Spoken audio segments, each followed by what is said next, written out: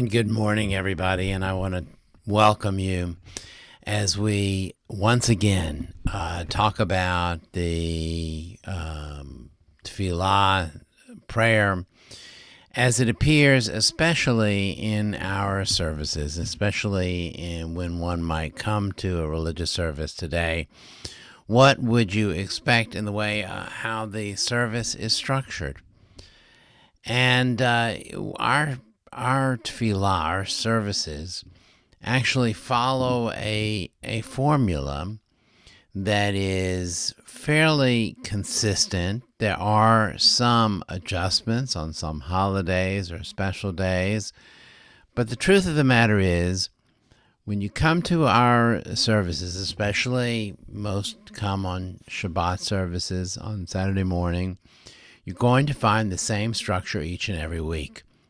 We call that structure keva, or fixed, and it is in itself an interesting vehicle, an interesting way of presenting services. You know, some faith groups in their religious services, when you come, you might find something very different each and every week. Here in our traditional Jewish services, we find the exact same format every week, but there are small, subtle differences, such as the selection from the Torah that we're going to read, which changes each and every week.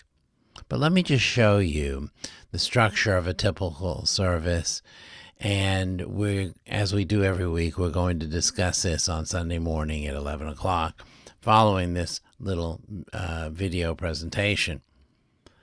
So in the very center of our service is what you can see here, the Torah reading. Very, very central. The Torah reading is the center part of our service. And we're going to actually cover that in depth in a future class, because the Torah reading is done in a very particular way. It is done in a way that is meant to impart drama. Nevertheless, it is an opportunity for a study session of sorts, a study session, hearing the reading of the Torah. That is, by the way, only done on Mondays, Thursdays, and on Shabbat mornings, on Saturday mornings. Other days, that is missing. Now, the Torah reading, of course, you just can't come in and start reading Torah. It is preceded by the Amidah, by the standing silent prayer. We've been talking about that over the past few weeks. The Amidah, that petitionary prayer that we talk about, comes right before the Torah reading. And before the Amidah, one will find the Shema and its surrounding blessings.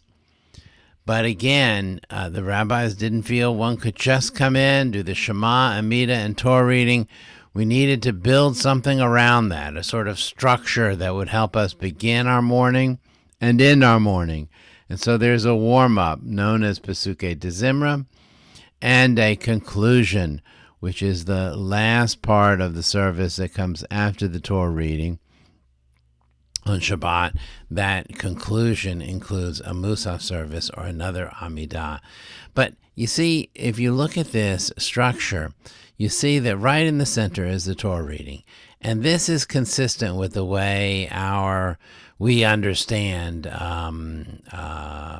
our method of prayer.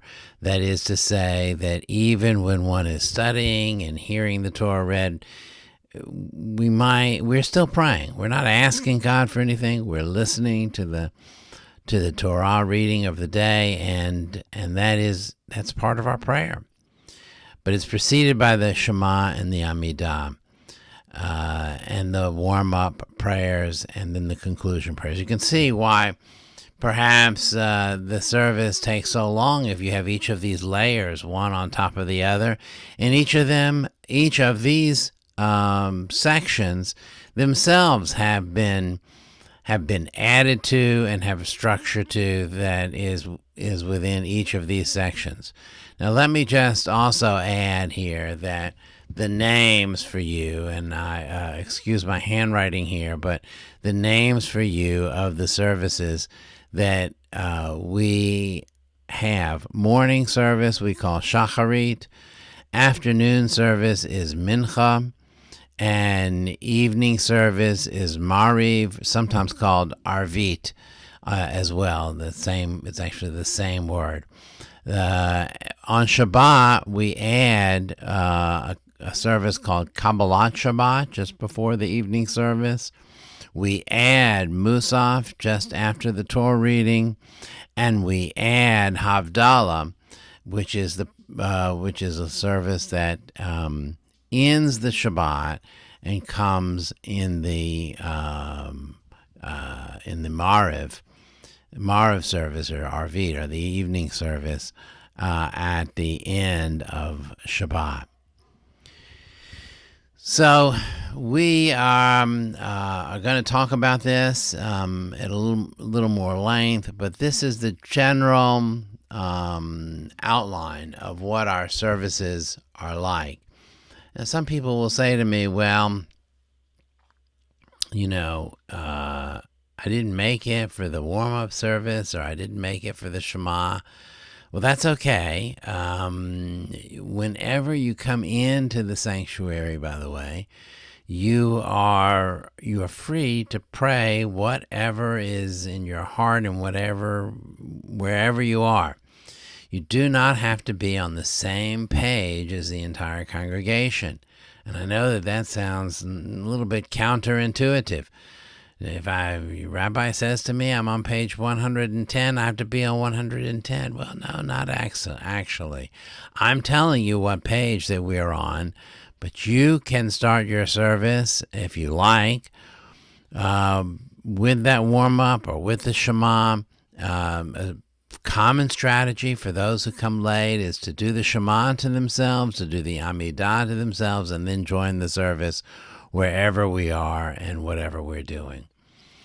I hope you'll stick around if you're here on Sunday morning for just a brief discussion on the order of the service. Thank you. Have a great day. Bye-bye.